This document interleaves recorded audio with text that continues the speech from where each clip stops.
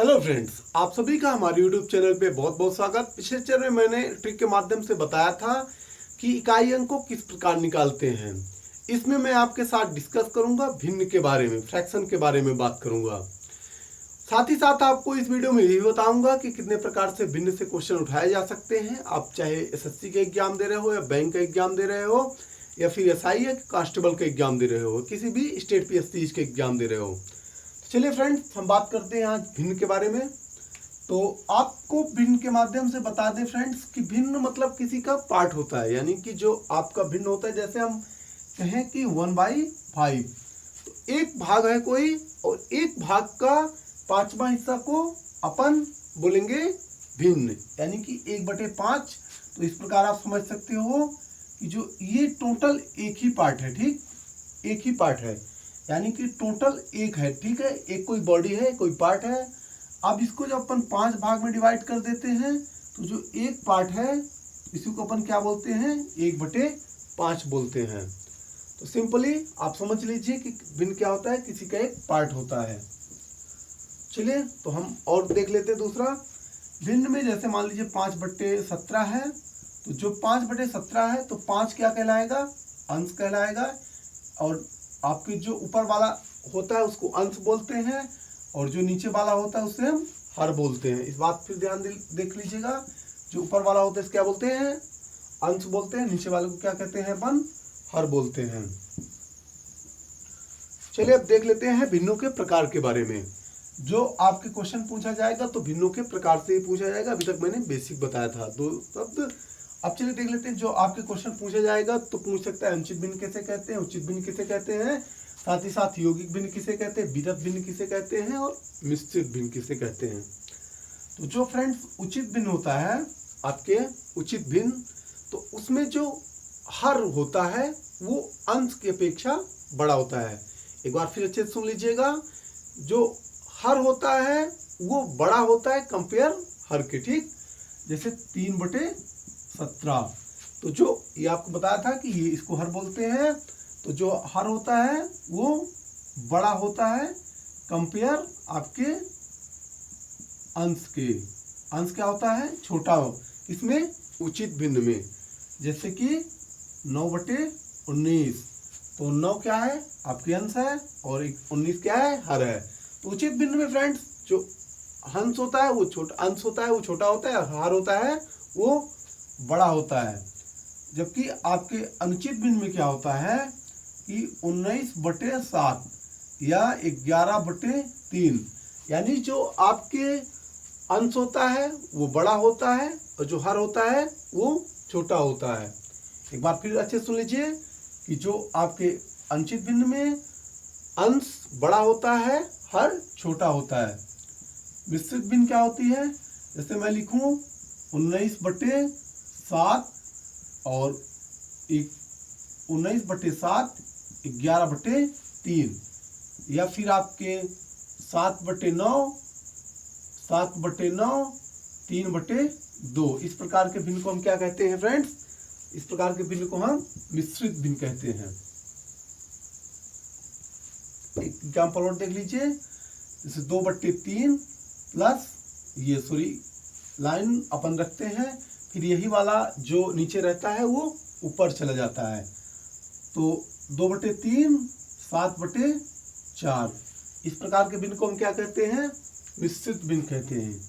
यौगिक भिन्न किसे कहते हैं, जैसे इस प्रकार से पूछ ले कि 2/3 का 1/7 निकालिए, तो इस प्रकार के भिन्न को अपन क्या कहेंगे, इस प्रकार के भिन्न को अपन यौगिक भिन्न कहेंगे।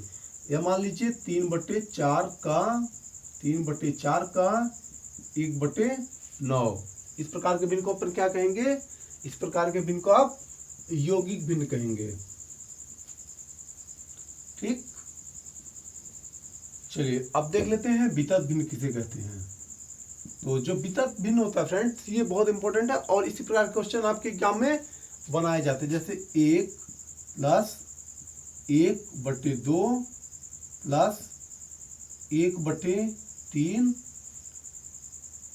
ये आपके प्लस इधर चला जाएगा, प्लस इधर चला जाएगा, +2 + 7 इस प्रकार के जो भिन्न होते हैं फ्रेंड्स, उनको हम कहते हैं वितत भिन्न।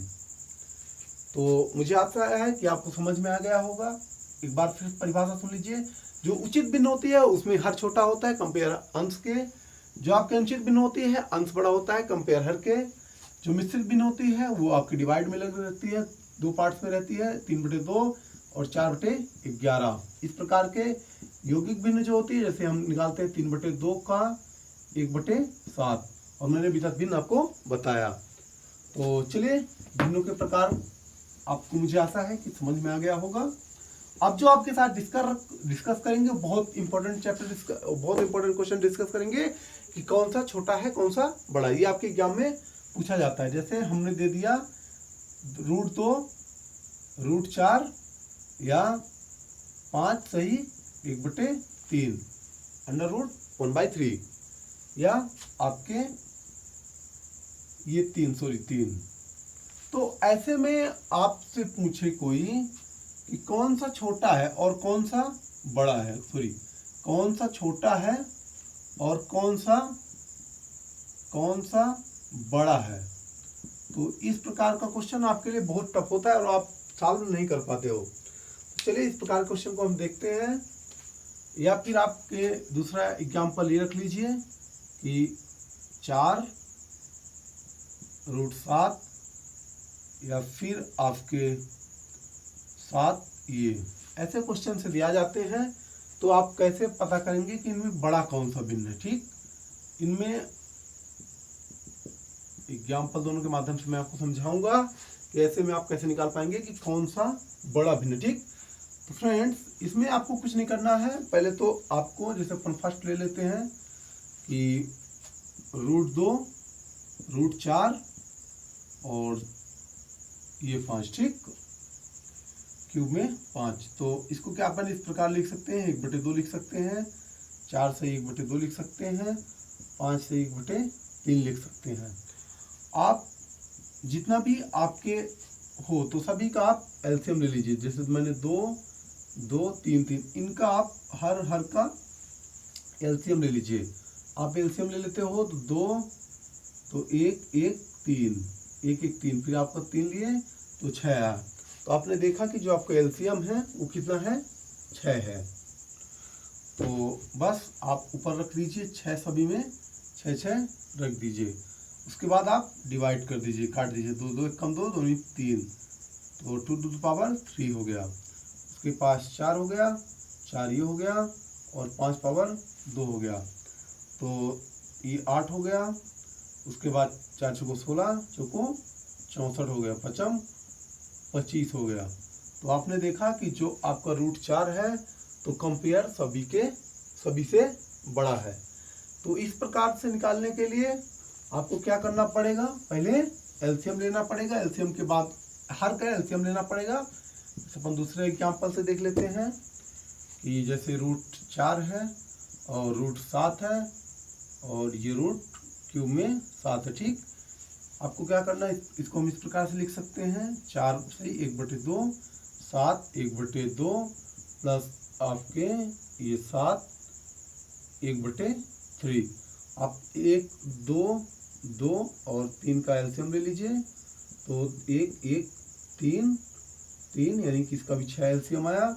अपन ने क्या रखा, 6/2, 4, 7, 6/2 प्लस 7, 6/3। अपन ने इसको काटा 3, 3 और आपके ये 2, तो 4⁻3, 7⁻3 और 7⁻2। तो ऑटोमेटिक समझ सकते हैं कि आपका जो ये वाला है तो ये बड़ा है। तो thank you so much friends. अगले लेक्चर में मैं आपको बताऊंगा इससे रिलेटेड, भिन्नों से रिलेटेड क्वेश्चन, कितने प्रकार से क्वेश्चंस बनाए जा सकते हैं। मेरा वीडियो लंबा ना हो इसलिए मैंने इस वीडियो को स्टॉप कर दिया। तब तक के लिए थैंक यू सो मच।